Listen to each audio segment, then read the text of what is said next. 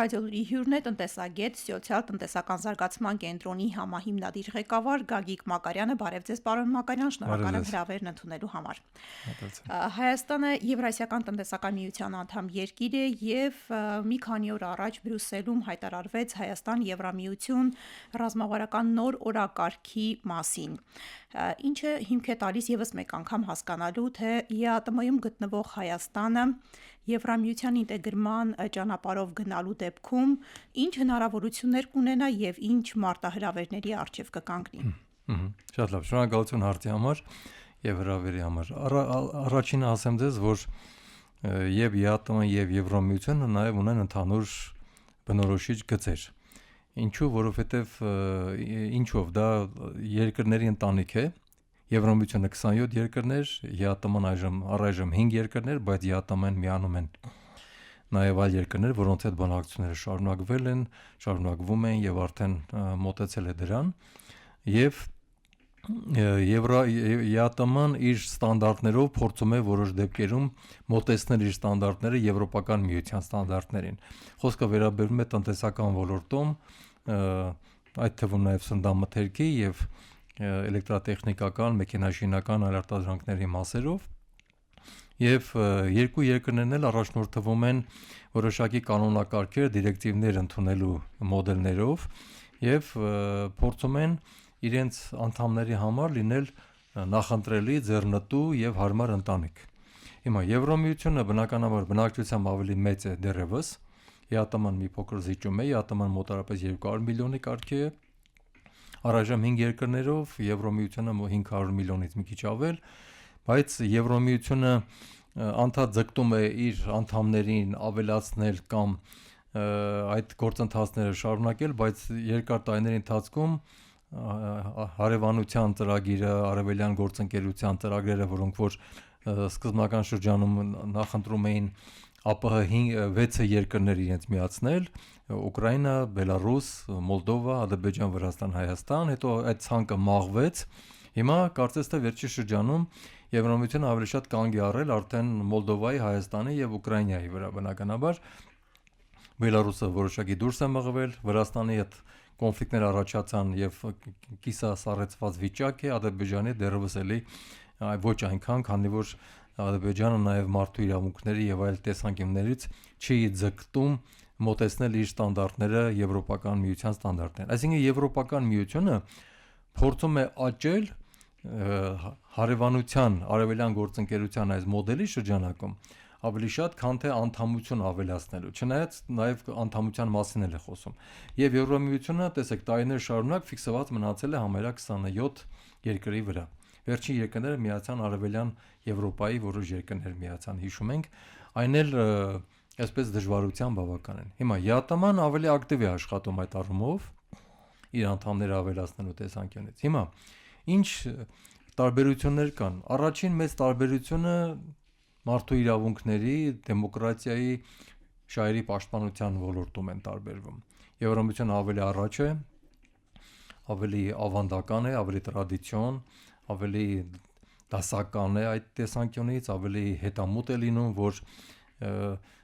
կրոնի ազատության, մարդու իրավունքների ազատության, մարդու պաշտպանության, ուրեմն տարբեր սեռերի հետ կապված խնդիրները եւ այլն լինեն կանոնակարգված եւ շատերին Եվրամիությունը հրապուրում է, այսպես ասած, կամ գրավում է ոչ միայն տնտեսական, այլ նաեւ իրավունքների տեսանկյունից, իրավունքների պաշտպանության տեսանկյունից։ Չնայած Եվրոպան էլ այդ իրավունքների տակ ունի իր քաղաքական շահերը, որը որ երբեմն շատ նրբորեն, բայց այնուամենայնիվ նկատելի լինում են։ ԵԱՏՄ-ն ավելի շատ տնտեսական մոդել է, տնտեսական համագործակցություն է, այնտեղ այլ շահեր համարյա թե առանձնապես չեն դիտարկվում եւ առևտուր, տնտեսություն։ Հիմա Հայաստանի դեպքում պետք է հիշենք հետեւյալը, որ Հայաստանը ինչու է հաջողությամբ ԵԱՏՄ-ում կարողանում տեղավորվել եւ հատկապես Ռուսաստանի հետ իր տնտեսական հարաբերությունները զարգացնել, որովհետեւ Հայաստանի արտադրանքների որակը, քանակները եւ մատակարարման ռիթմերը դրանք այնքան էլ հաճախ մրցունակ չեն Եվրոպական միության համար։ Եվրոպական միությունը ավելի բարձր որակներ են նախընտրում, որոնք որ պետք է լինեն ապացուցված միջազգային ստանդարտներով եւ հավատարմագրված լաբորատորիաների ստուգումներով։ Երկրորդը պետք է լինի մատակարարման ռիթմիկ սխեմա, դա պետք է լինի լոգիստիկաներով ապահովված, հետեւաբար, եւ նաեւ քանակապես։ Սա մենք կարող ենք ասել, որ լրացուցիչ խնդիրներ կարող է առաջացնել հայ գործատուների համար։ Որտեղ Հայաստանի ապրանքները դեպի ԵԱՏՄ հեշտությամբ գնում են, քանի որ ԵԱՏՄ-ն ճիշտ է որակի վրա ուշադրություն դարձնում է, բայց միջին որակը սկզբունքորեն բավարարում է եւ դեռ միջինից էլ որոշ դեպքերում ցածր է կամ մի քիչ ավել է։ Եվրոմիության դեպքում միջին արտադրանքով հեշտությամբ չես մտնի եվրոպական շուկա, որտեղ այնտեղ մրցակցությունը բավականին բարձր է, թե եվրոպական երկրների հենց ներսի արտադրանքների շնորհիվ եւ դեպի Եվրոպա նաեւ այլ երկրներից մատակարարվող ապրանքների պատճառով։ Ամենամեծ մրցակցություններից մեկը ստեղծում են օրինակ Թուրքիան, տարբեր ապրանքների գծով, աֆրիկական որոշ երկրներ կամ այլ երկրներ, որոնք Եվրոմիության անդամ չեն, բայց իրենք էժան աշխատուժ ունեն, որակյալ արտադրանք են թողարկում, մեծ քանակներ են ապահովում եւ նաեւ շատ լայն սանդղակ են ապահովում ապրանքների։ Օրինակ միայն ասենք թեկուզ սննդամթերքը եթե վերցնենք, Հայաստանի սննդամթերքը դեպի ԵԱՏՄ գնացող դրանք հիմնականում ինչ են, պահածոներ, չէ, մուրաբաներ, չրեր, գինիներ, կոնյակ, մրգային օղիներ եւ ասենք թե որոշ քանակով նաեւ կարող է լինեն սննդի այլ տեսակներ, բայց այդպես շատ մեծ հացամթերքի տեսանկյունից այդպեսի մի առանձնապես բան չունենք, կաթնամթերքը շատ քիչ տեսականին էլի այդքան շատ լայն չի, ավելի շատ պանիր, որոշ կաթի տեսակներ եւ համերաթը վերջ։ Իսկ Եվրոպական միություն այլ երկրներ մատակարարում են կամ Եվրոմիությունը ինքը արտադրում է շատ մեծ սանդղակով, շատ ավելի լավ դիզայնով եւ որակապես եւ լավ փաթեթավորված ապրանքներ։ Հիմա երկրորդ խնդիրը կա։ Մենք երբ որ խոսում ենք շատ հաճախ սննդամթերքն ենք օրինակ բերում, բայց մենք ունենք ավելի մեծ խնդիր, երբ որ ուզենանք մեքենաշինական, էլեկտրատեխնիկական, էլեկտրոնիկայի կամ այլ արտադրանքներ արտահանել դեպի Եվրոպական միություն կամ բժշկական տեխնիկա եւ այլն, ապա մենք պիտի ավելի թանկ ու ավելի բարդ սերտիֆիկացման process անցնենք, որը կոչվում է անգլերեն conformity European, եվրոպական համապատասխանություն, CE մակնիշով, որը ասեմ ինչու է դա բարդ, որովհետեւ դրա ամենահասարակ սերտիֆիկացման ծախսերը սկսում են մի քանի տասնյակ հազար եվրոից մինչև հասնում են 150-200 եվրո, կախված ինչ ապրանքներ։ Օրինակ մենք վերջերս հետաքրվում էինք բժշկական տեխնիկայի մասով նվազագույն շեմը, որը եվրոպական ֆիրմաները մեզ ասացին, որոնք որ պետք է թույլատրեին այդ արտահանումը, որտեղ պետք է տրվի սերտիֆիկատ, նոտիֆիկացիոն համար եւ այդ C սերտիֆիկատը 40000 եվրոից նվազագույնը սկսվում է։ Իսկ հայկական ընկերությունները ոչ բոլորն են ի վիճակի նման գումարներ վճարել եւ նաեւ պետությունն էլ ասում է, որ ես կօգնեմ արտահանման դեպքերում, բայց այդ ծախսերի սուբսիդավորումը կարծես թե չի ներառված դեռևս իր գործիքակազմի մեջ։ Ըստ այդմ մենք ինչ կարող ենք այսօր արձանագրել հայ գործարարը, որքանով ինչ դժվարությունների կհանդիպի երկու պատճառով։ Առաջինը դատապարտված է, որ իր ձեռնարկատիրական մշակույթը դեռևս պետք է բարձրացնի եւ մոտեցնի եվրոպական շուկաներում աշխատելու մշակույթի, որը նշանակում է ավելի ազնիվ, ավելի թափանցիկ, ավելի գործընկերոջը հարգող, արբիտրաժային սխեմաները հասկացող, իրավաբանական հարցերը հասկացող, անգլերեն կամ այլ օտար լեզվով պայմանագիր կնքելու, միջազգային պայմանագիր կազմելու մշակույթ եւ գիտելիքներ, այդ պայմանագրին հետևելու մշակույթ, կատարելու մշակույթ, այսինքն ոչ թե ուշացնել, խաբել կամ անորակ մի անգամ լավ որակով ուղարկես, մի անգամ անորակ ուղարկես, այլ ռիթմիկ համապատասխան, ուրեմն իմ ասած չափանիշներով։ Այդպիսի մշակույթի մենք դեֆիցիտ ունենք այսօր Հայաստանում, ցավոք սրտի, եւ հայկական շատ ընկերություններ վարժվել են, սովորել են աշխատել ԵԱՏՄ շոկայում, որտեղ այնտեղ իրենք ձուկը ջրում են զգում, կարող են լեզու գտնել, կարող են իրենց համար գտնել հովանավորներ, կարող են կաշառք տալ, միջին որակի ապրանքներ, հայկական ապրանքները վատը չեն որակով են, բայց նրանք միջինին ձգող ապրանքներ են։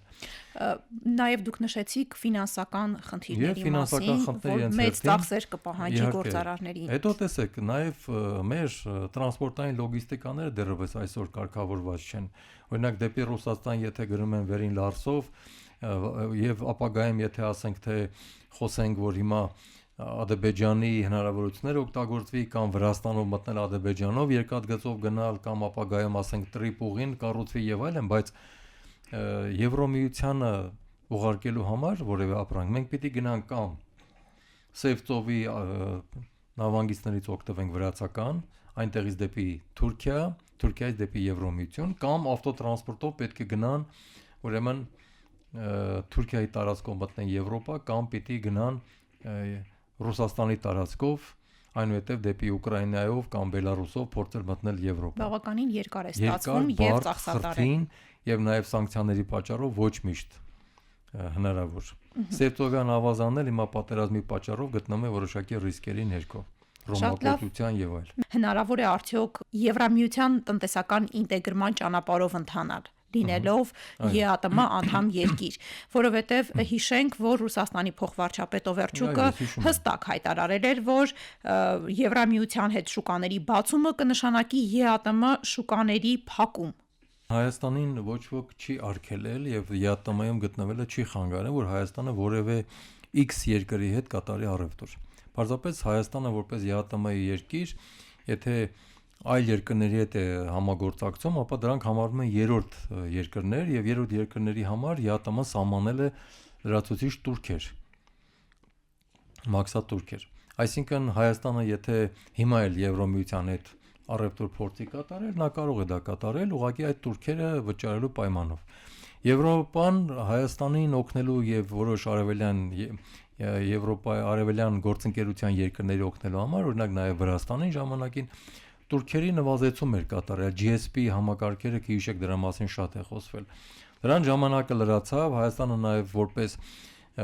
միջինից բարձր արդեն եկամուտներ ունեցող պետություն այդ իրավունքը կորցրեց այն պատճառով, որ ինքը արդեն ավելի եկամտաբեր երկիր է դարձել, իսկ դա տրված էր արդեն միջին եւ միջինից ցածր եկամտաբերության պետություններին խրախուսելու համար։ Բայց հիմա Հայաստանը բանակցում է, որ լրացուցիչ ինչ-որ ճանապարհներ գտնի արտոնյալ մեխանիզմների համար։ Հիմա Հայաստանը կարող է փաստաթղթային առումով, ստանդարտների առումով, ձեր ասած այդ Եվրոմիության հետ օրակարգ ընդլայնել, դեպի Եվրոպա գնացող քայլեր կատարել։ Դա չի հակասում, քանի դեռ մենք որևէ Եվրոպայի անդամության որևէ հայտ դեռ չենք ներկայացրել եւ process-ի մեջ չենք արդեն։ Այսինքն մենք դեռ մեր ընտանիքը չենք փոխել։ ԵԱՏՄ-ի մեջ մնալու մենք ուղղակի պատրաստվում ենք մյուս ընտանիքին դիմելու համար եւ մյուս ընտանիքի հնարավորություններից օգտվելու համար։ Եվ դրա համար առաջնորդին մեր ստանդարտները պիտի լավացնենք։ Դրա համար Հայաստանին նաեւ Եվրոմիությունը օգնում է, որ ստեղծվեն հավատարմագրված լաբորատորիաներ։ Եվրոմիությունը Հայաստանին օգնում է իր ապրանքների որակը բարձրացնելու տեսանկյունից, փոքր միջին ձեռնարկատիրությանն է օգնում վարկեր տրամադրելով, չէ՞, Եվրոպական միությունը նաև վարկեր է տրամադրում կառավարության միջոցով կամ բանկերի միջոցով, չէ՞, Եվրոպական բանկը եւ այլն։ Բացի դրանից նաև Եվրոպական միությունը փոքր միջին ձեռնարկատիրության մրցունակության գնահատման սխեմաներով է փորձում օգնել Հայաստանին ուշադրություն դարձնել։ Եվ վերջին հաշվով նաև որ Եվրոպան վերջին այս հանդիպումից հետո արտգործնախարարի հետ Արադ Միրզոյանի հետ Բրյուսելում փորձում է ընդլայնել նաև Հայաստանի հետ համագործակցությունը էներգետիկ անվտանգության եւ այլ բնագավառներում, փորձելով Հայաստանին դարձնել ավելի ինքնուրույն, ավելի անկախ, ավելի ապահովված էներգետիկ տեսանկյունից իր ռեսուրսներով, որպեսզի բնականաբար այլ երկրներից հումքի ներմուծման, վառելիքի ներմուծման կամ այլ խնդիրների հետ կապված խոչընդոտները նվազեցնի։ Բայց դա դեռևս չի նշանակի, որ մենք ԵԱՏՄ-ն այսպես արագ կարող ենք փոխել։ Ես տարբեր առիթներով ասել եմ, ելի եմ ասում, որ հիմիկվա տեմպերով ինչ որ մենք շարժվում ենք, ինչպես որ ձեռնարկատիրական մշակույթն է փոխվում դանդաղ, որակը եւ դիվերսիֆիկացիան տնտեսության, որ շատ դանդաղ է ընթանում, մենք դեռևս տարիներ կգտնվենք ԵԱՏՄ-ում։ Իմ հաշվարկով դեռևս մինչև 10 տարի։ 10 տարի։ Այո։ Այսինքն այն ֆինանսական աջակցությունը, վարկերը, որ տրամադրում է Եվրամիությունը, դրանք բավարար չեն արագ անցում կատարելու եւ համապատասխանելու եվրոպական միության ստանդարտներին։ Այո։ Ուրեմն տեղում պետք է շատ բան արվի Հայաստանի ներսում եւ պետական ռեֆորմները եւ օրենքները եւ նաեւ տեսչական ստուգումները պետք է շատ նպաստեն այդ օրենքների կատարմանը եւ ձեռնարկատիրական մշակույթի լավացմանը եւ երկրորդը որ բիզնեսը ինքը նաեւ պետք է իր վրա աշխատի սերնդափոխության արդյունքում վերապատրաստումների արդյունքում եվրոպական ստանդարտները իմանալու արդյունքում եւ ամենակարևորը ձգտի դեպի Եվրոպա գնալ հայկական բիզնես այսօր շատ քիչ է դեռևս ձգտում ինքը եթե իրեն կոմֆորտի մեջ է զգում ԵԱՏՄ-ում կամ էլ այսպես եղած իրավիճակներով բավարարվում է դա էլ իր հերթին եւ միևս մի կարևոր գործոն կա որը պետք է նշեմ որովհետեւ Հայաստանը կարողանա ավելի հեշտ մտնել եվրոպական շուկա պետք է նաեւ փոխի իր տնտեսական կառուցվածքը եւ նաեւ ձեռնարկությունների թվականակները միկրո, փոքր, միջին, խոշոր պետք է դրանք փոխվեն Հայաստանում Գերակշռող թիվ կազմում են միկրո ձեռնարկությունները, անաձեռնարկությունները։ Դրանք շատ փոքր են եւ թույլ են դեպի Եվրոպա առևտուր արտահանում կամ ներմուծում կատարելու համար։ Հնարավոր է չկարողանան համապատասխանել։ Լավագույն դեպքում փոքր ձեռնարկությունների մի մասը։ Ավելի շատ դա բաժին են գնում այնպես ավելի հասունացած փոքրներին, որոնք ավելի լավ եկամտաբերություն են, բայց ավելի հաճախ միջին եւ խոշոր ընկերություններին։ Խոշոր ընկերություններն Հայաստանի ունեն շատ կոնկրետ ուղղվածություններ, կամ էներգետիկայի ոլորտում են, կամ հանքարդյունաբերության ոլորտում են, կամ հեռահաղորդակցության ոլորտում են։ Արդյունաբերական ձեռնարկությունների թիվը պետք է ավելանան, որպեսզի նրանք կարողանան իրենց մասշտաբներով ավելի մրցունակ լինելով մտնել եվրոպական շուկա եւ ապահովեն քանակներ։ ՓՄԶ-ներով միայն դժվար կլինի։ Ինչ հնարավորություններ նաեւ կարող է ունենալ Հայաստանը Եվրամիության տնտեսական ինտեգրման ճանապարհով գնալու դեպքում։ Ես ասեմ, միակ ճանապարհը, որ պետությունը մեր այսպես նախկին ժամանակներից անկախացումից հետո 90-ական թվականներից ավելի տուրք է տվել շուկայական հարաբերություններին, շուկայական գիտելիքներ, շուկայական վերաբերմունք, ես նկատում եմ նաև պաշտոնյաներին հենց, եւ հաճախ այդ շուկայական հարաբերությունների մեջ պետությունը փորձում է հեռու մնալ իր վրա ավելորդ կամ լրացուցիչ ծանրաբեռնվածություններ չվերցնել, բայց Հայաստանում իրավիճակը այնպեսին է, հավատացեք իմ տարիների փորձը գործատների միությունում աշխատելով որպես նախագահ եւ դրանից առաջ այլ կազմակերպություններում եւ շփվելով տասնյակ տարիներ բիզնեսի հետ ես հասկացել եմ, որ պետական միջամտություն պետք է, որպեսզի ինչ որ բաներ շտկվեն ավելի արագ եւ ինչ որ երևույթներ կատարվեն ավելի արագ։ Այսքանը։ Շատ լավ։ Շնորհակալ եմ։ Մեր հյուրն էր տնտեսագետ Գագիկ Մակարյանը։